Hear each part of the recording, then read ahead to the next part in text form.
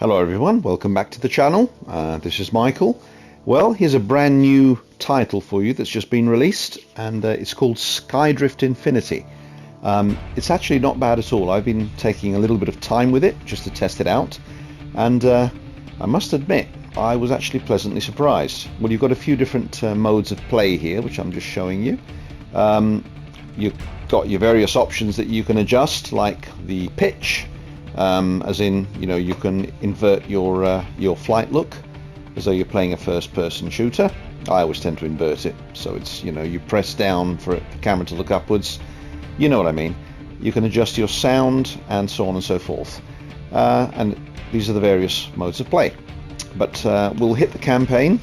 I've done the tutorial, so I won't go into that one because that'll take too long. But I mean, once you get to grips with the tutorial and you learn the controls of your plane, you'll find that it's a title that you've all played before, in particular the retro enthusiasts among you. Anyway, let's go into stage one. I've completed the first two races there, and we'll go into this race here. Now, you've got a total of 16 planes to choose from. Now, I've only got two here to select from here. I'm using this one. It's the kind of good all-rounder. It's got some very good maneuverability. Now I'll show you just briefly how this title handles, and of course how it looks. Now,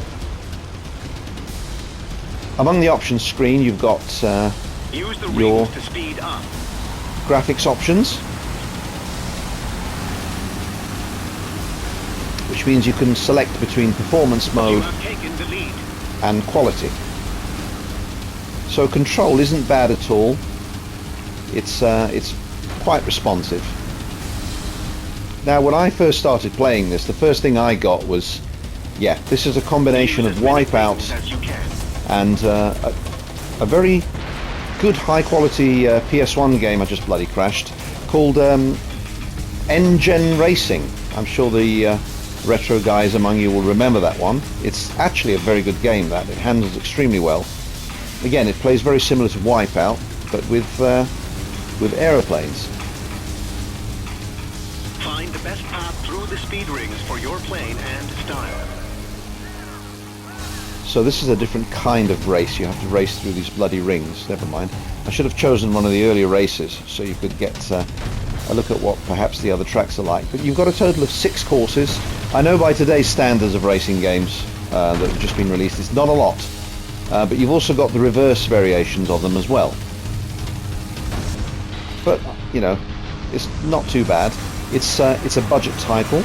It's available on the store for about $12.99. So it's one of those games that looks good, plays very well, and doesn't break the bank. And we all like that.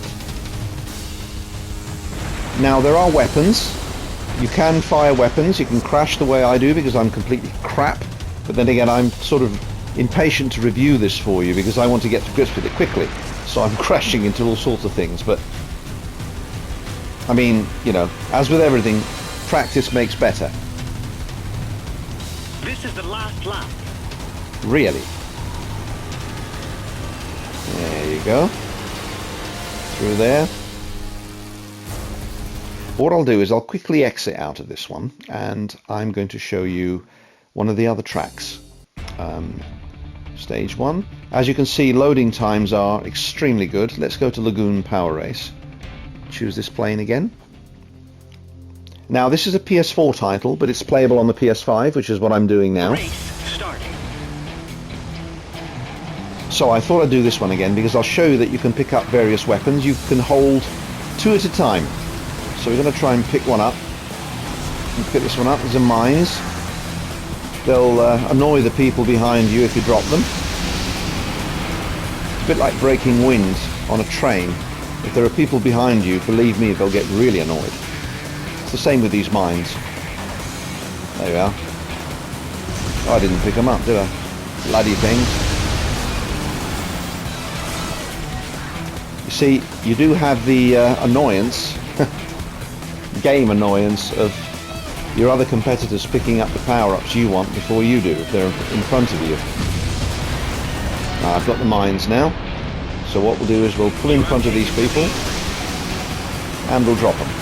You have a boost button, you either press X or R1 and you can increase your speed. R2 is to accelerate, L2 is to brake. And that's pretty much it. If you have two power-ups, for example, I've got this one. If you press triangle, you can select your other one. It's the repair one, so I'll use that quickly.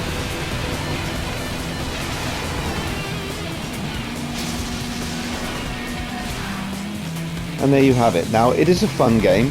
Now, the game's slogan, if you can't beat your opponents, shoot them down. Well, that's exactly what you have to do. So the game is a lot of fun. You can either try and overtake them without using a weapon, or just shoot them. If only it was like that with today's traffic. So as you can see, I'm being a really crap reviewer today because I'm not doing very well because I keep crashing. This is the last lap.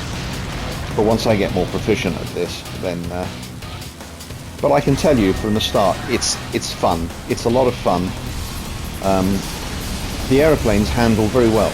There's nothing wrong with them. And as you can see, the graphics are very pleasant. I wouldn't say they're horrendously PS5 standards, but they are smooth. They're detailed enough. And they're actually very vibrant. You get some very good environments. You get the usual, you know, bright, sunny lagoon environments. You get to race over a river of lava. You get your token ice level, and so on and so forth. It's a shame there are only 6 circuits, but you never know, they might release a few more with future downloadable content.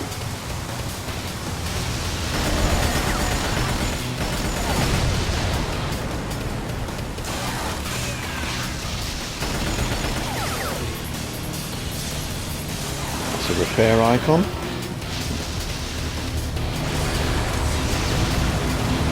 Yeah, it's not bad at all.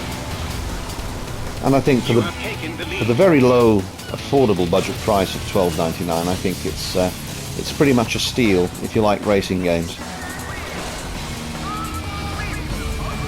At the moment, I have a taster of first place. I'll do that power up because there are a few people behind me. Get rid of the old sods. Oh, I've crashed again. Bloody plonker.